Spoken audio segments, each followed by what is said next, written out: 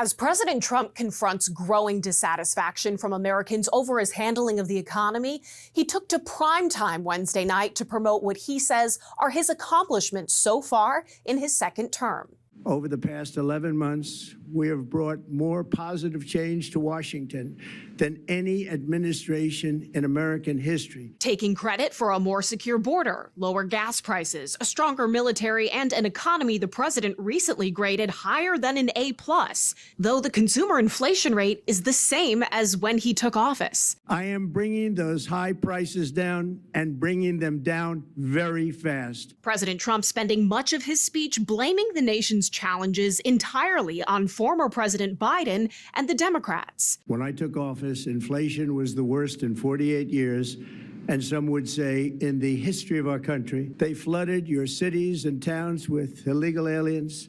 They decimated your hard-earned savings. But Americans are pointing to the current president, who promised immediate results to end high inflation.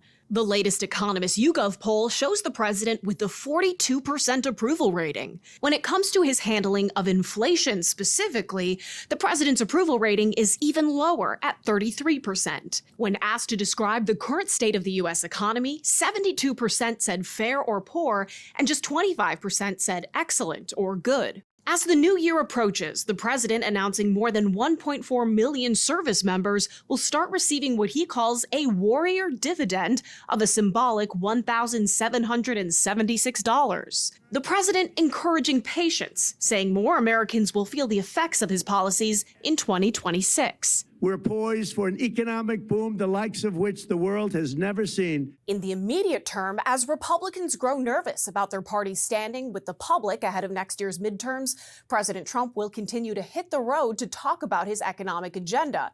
His next stop is North Carolina on Friday. In Washington, I'm Atra El-Nashar.